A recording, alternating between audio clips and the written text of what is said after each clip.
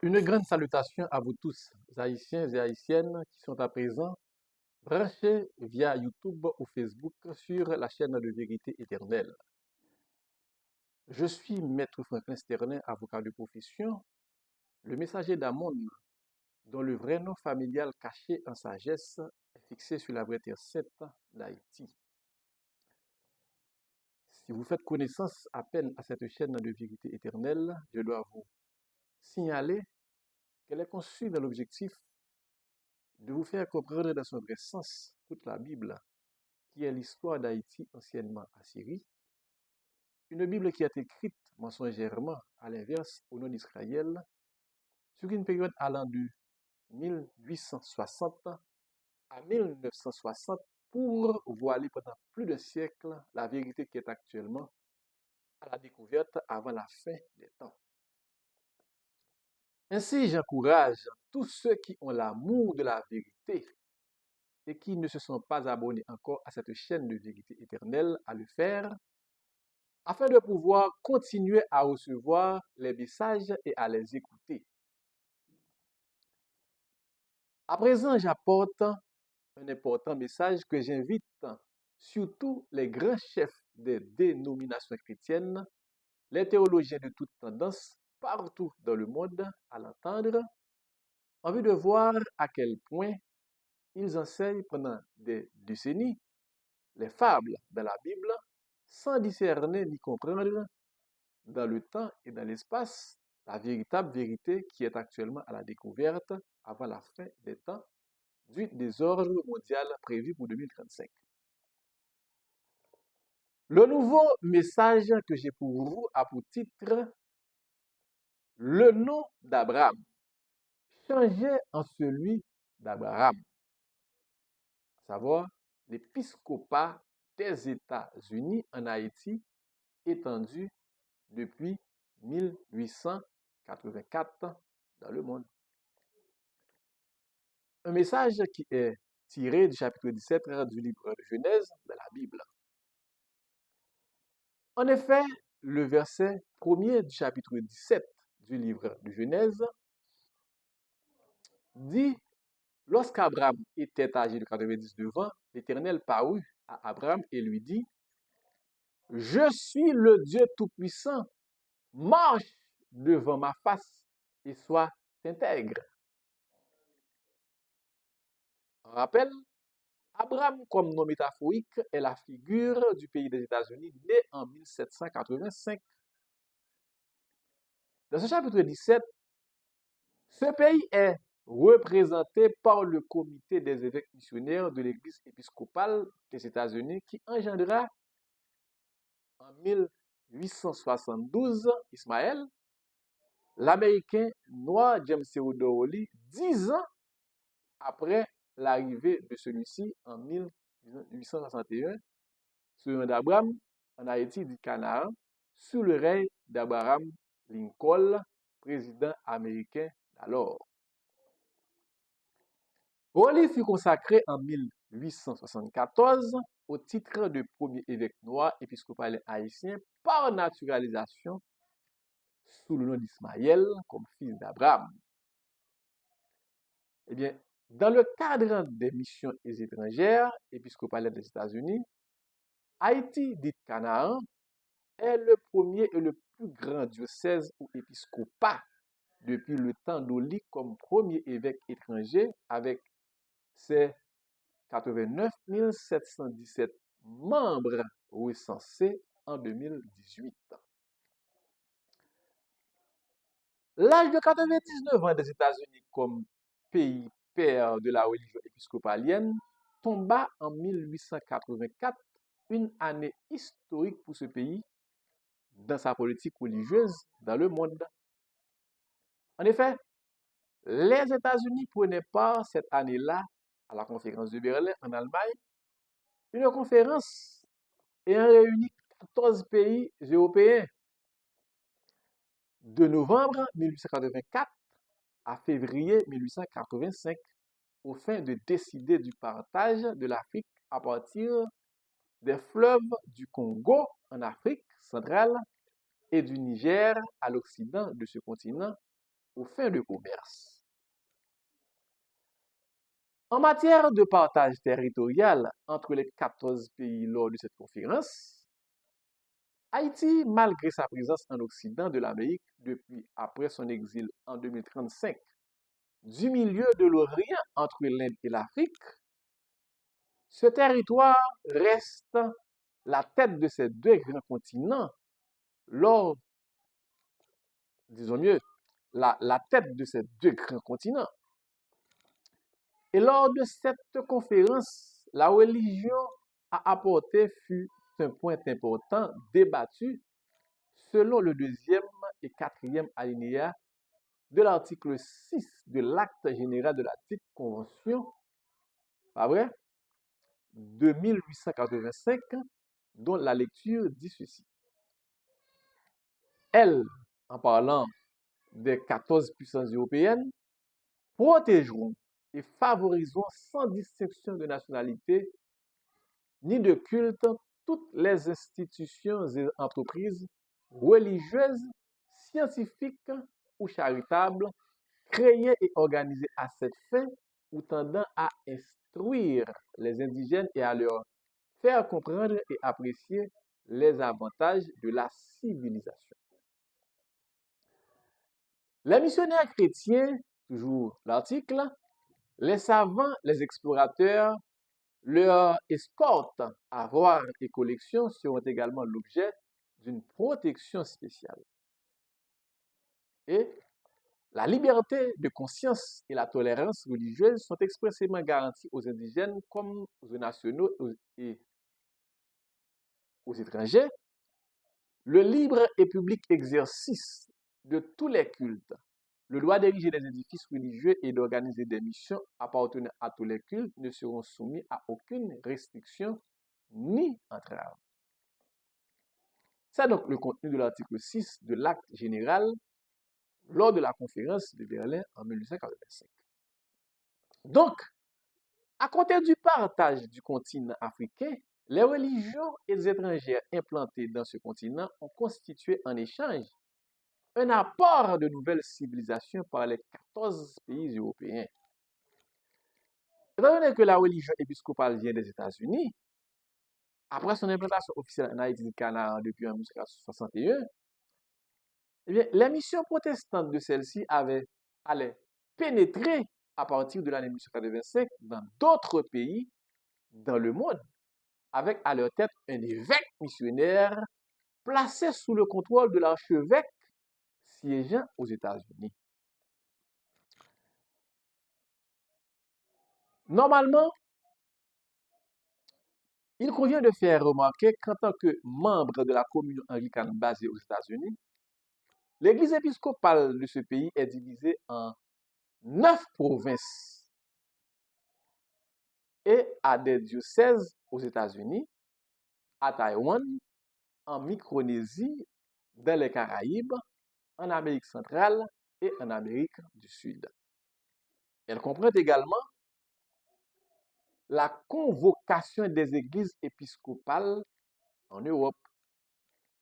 En 2022, l'église épiscopale comptait 1 584 785 membres baptisés, dont 1 432 082 étaient aux États-Unis. En 2011, elle était la 14e plus grande dénomination aux États-Unis, ce qui explique qu'il existe d'autres dénominations. Dans les prochains vidéos messages, vous saurez le rôle joué dans la Bible comme étant d'autres femmes d'Abraham. Suivant le verset 1er du chapitre 17 du livre de Genèse qui domine le présent message, l'Éternel parut à Abraham, à savoir le comité des évêques missionnaires de l'Église épiscopale des États-Unis, dont fit partie Oli, qui devint Ismaël, à titre d'évêque haïtien, fils d'Abraham, c'est-à-dire de ce comité en 1874. En général, qui est l'Éternel qui exigea l'intégrité à Abraham, à savoir ce comité? Eh bien, ce nom métaphorique, utilisé dans toute la première partie de la Bible, appelée Premier et Nouveau Ancien Testament, personnifie le personnage qui exerce la fonction de l'archevêque, ou du moins l'évêque président de la mission de l'évêque épiscopal des États-Unis, chargé de diriger la chambre des évêques. Il exerce cette tâche au nom du Dieu, le soleil adoré, non pas au nom d'Amon, le vrai Père créateur de l'univers. Alors, l'archevêque, sous le nom de l'Éternel, fit injonction, ah oui, au comité des évêques épiscopaliens américains dont fit partie Oli, son fils, de marcher devant sa face et d'être intègre. L'intégrité exigée de ce comité était due à la présence de Oli dans son sein qui jouit du statut autonome et indépendant de lui, un statut jugé déloyal qui fit de lui Ismaël, fils d'Agar, c'est-à-dire de l'Église orthodoxe apostolique d'Haïti, au lieu d'être un fils américain du comité des évêques de la mission de l'Église épiscopale des États-Unis. Car ce statut représenta un obstacle pour la mission de l'Église épiscopale d'être représentée en son nom dans d'autres pays, surtout que la doctrine de l'Église épiscopale n'est pas propre à Oli. Elle est celle de l'Église missionnaire américaine et celle d'Anglicane. Donc, le nom d'Abraham changé en celui d'Abraham entra dans le cadre de l'arrivée de la mission de cette Église épiscopale dans d'autres pays après Haïti, de sorte que le nom d'Abraham soit l'expression plurielle définissant l'étendue de la mission ailleurs, à partir de 1985. Ah ouais?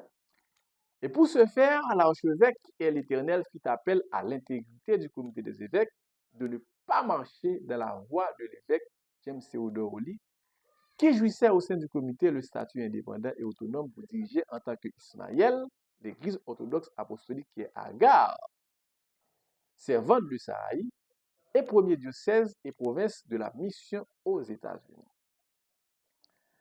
C'est pourquoi l'archevêque, à l'époque, dit au comité des évêques missionnaires présents en Haïti, dit Canaan, par le biais d'Oli, au verset 2, j'établirai mon alliance entre moi et toi, et je te multiplierai à l'infini. Le verset 3 dit, Abraham tomba sur sa face. Il lui à savoir, et l'archevêque, représentant le soleil, lui parla en disant, voici mon alliance que je fais avec toi. Tu deviendras père d'une multitude de nations. Le verset 5 dit, on ne t'appellera plus Abraham, ton nom sera Abraham, car je te rends père d'une multitude de nations. Donc, l'alliance en question ayant entraîné le changement du nom Abraham en celui d'Abraham, avait pour objet d'étendre la mission de l'Église épiscopale à l'étranger, c'est-à-dire de la porter vers d'autres nations partout dans le monde, en plaçant des évêques issus de son sein, lesquels devant exercer cette tâche en son nom en vue de leur aliénation mentale et de jouir de leur richesse après. Du verset 6 à 8, du chapitre 17 du livre de Genèse, l'archevêque dit à ce comité, je te rendrai fécond à l'infini, c'est-à-dire je ferai de toi des nations. Et des rois, c'est-à-dire des évêques, sortiront de toi sans doute dans d'autres pays. Au verset 7, j'établirai mon alliance entre moi et toi et tes descendants après toi selon leur génération. Ce sera une alliance perpétuelle en vertu de laquelle je serai ton Dieu et celui de ta postérité après toi.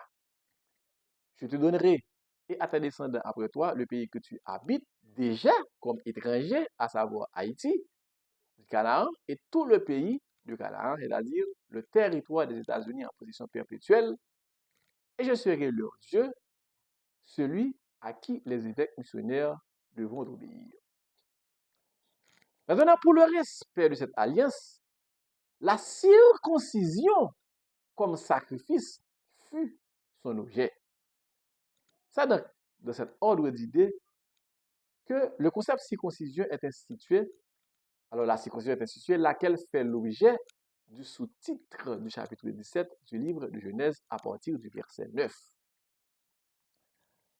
En effet, l'Éternel, qui est l'archevêque de la mission, dit à Abraham, le groupe des évêques, toi, tu garderas mon alliance, toi et tes descendants après toi, selon leur génération.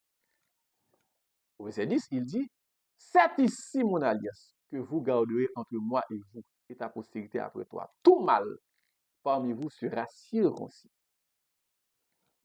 La circoncision, par définition, est au sens figuré, au lieu d'être littéralement l'acte médical qui consiste à enlever le prépuce, la peau, pas vrai, d'empêchement sexuel qui recouvre le grand pénis, une opération qui ne fut pas vraiment sur le plan religieux pratiquée dans le soi-disant judaïsme ancien.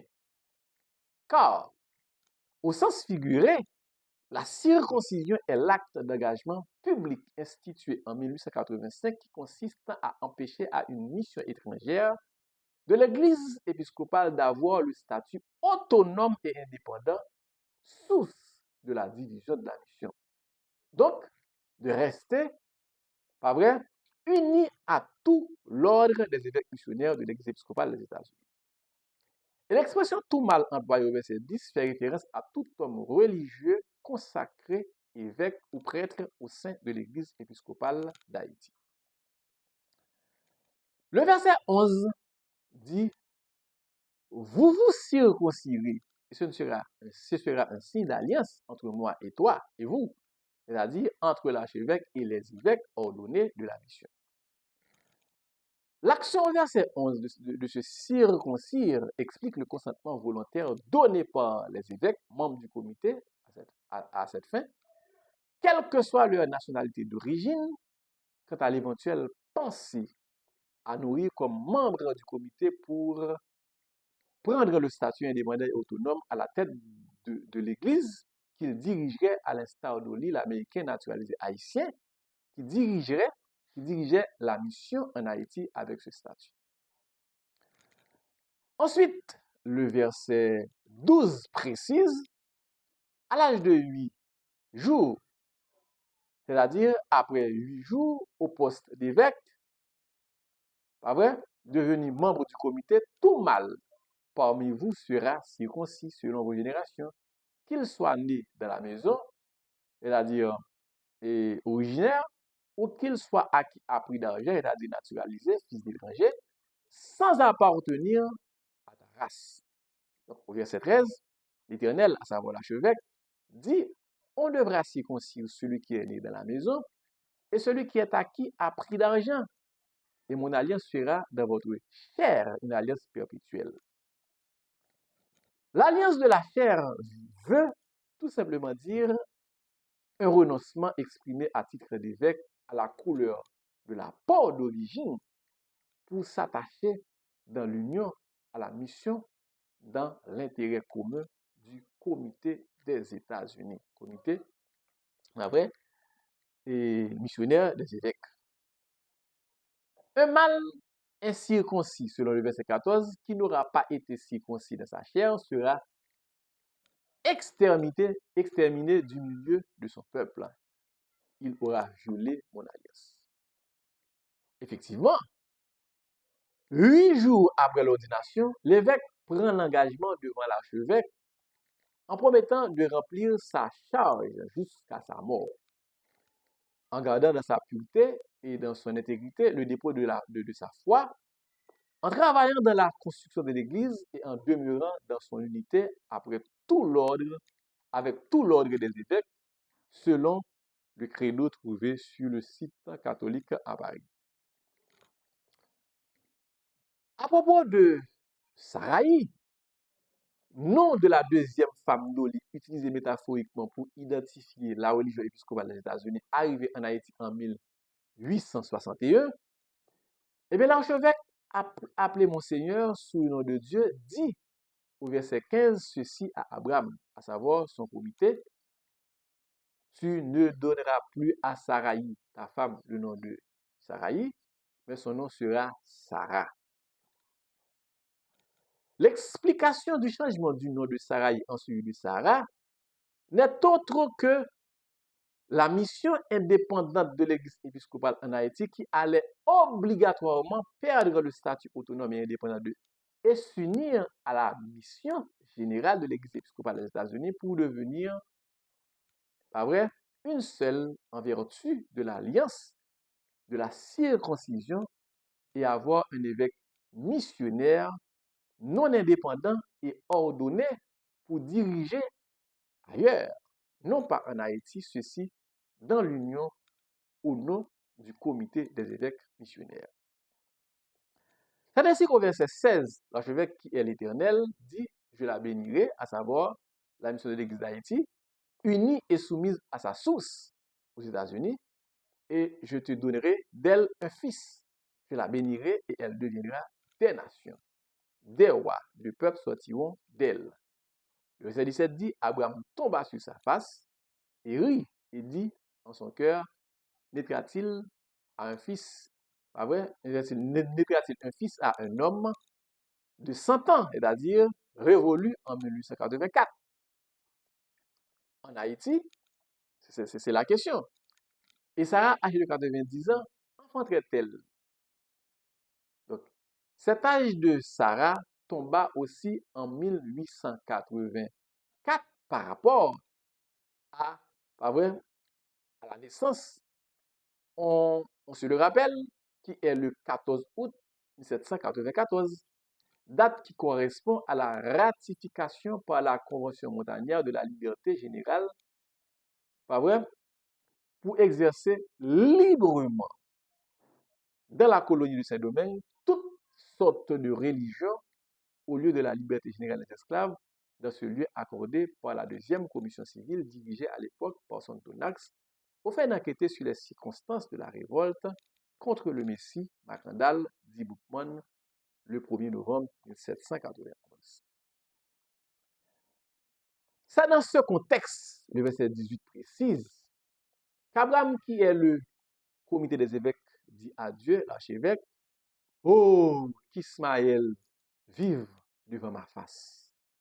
À savoir, Oli qui fait partie de ce comité des évêques. Il y a Oli qui fait partie de ce comité des évêques. Dans le comité, il dit, je t'exaucerai et voici, je le bénirai, je le rendrai fécond et je le multiplierai à l'infini. Il engendrera 12 princes et je ferai de lui une grande nation. En ce qui concerne les princes, je rappelle que d'après les archives de l'Église épiscopale, lorsque Oli, qui devint Ismaël, fils d'Abraham, mourut le 13 mars 1911, l'Église orthodoxe apostolique haïtienne comptait en ses rangs 15 prêtres, donc 15 princes. Sans doute, les 3 prêtres, en plus des 12, sont ceux qui ne sont pas comptés pour avoir été déjà à ce poste avant l'alliance de la circoncision d'Oli en 1884. Le verset 21 dit, j'établirai mon alliance avec Isaac, que Sarah t'enfantera à cette époque, si de l'année prochaine, qui est sans doute en 1885. Le verset 22, lorsqu'il eut achevé de lui parler, Dieu s'élèvera au-dessus d'Abraham.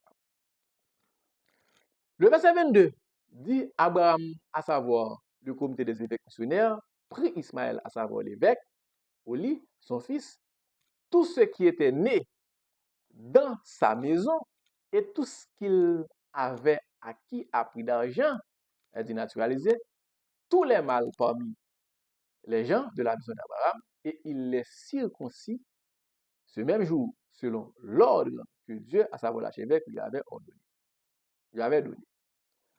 Le verset 24 dit qu'Abraham, à savoir le comité des évêques missionnaires, était âgé de 99 ans, c'est-à-dire en 1884, lorsqu'il fut circoncis, c'est-à-dire pris l'engagement devant l'archevêque en termes d'alliance passée pour travailler dans l'union entre eux. Le verset 22 dit, Ismaël était âgé de 13 ans lorsqu'il fut circoncis, c'est-à-dire de 1871, lorsque James Theodore Lee fut proposé comme évêque missionnaire par Arthur Cox, l'évêque de New York, envoyé en mission en Haïti en 1884. Donc le verset 26 dit, ce même jour, Abraham fut circoncis, ainsi qu'Ismaël son fils. Le verset 27 dit, et tous les gens de la maison, ou à qui a pris d'argent, les étrangers furent circoncis avec lui. En attendant de révéler le personnage Isaac dans le prochain message, voilà donc le message tiré du chapitre 17 du livre de Genèse que j'invite tous les évêques, pasteurs, diacres et toutes les dénominations chrétiennes à entendre pour servir de témoignage avant la fin des temps du désordre mondial prévu pour 2035. Car la Bible, telle qu'elle est enseignée, est un instrument qui mène le monde à la perdition, et car à travers ce livre de Genèse, elle est l'histoire religieuse récente de 1860 à 1960, une histoire voilée de la terre d'Haïti, anciennement Assyrie, non pas l'histoire d'Israël. Donc merci et à la prochaine pour une autre vidéo.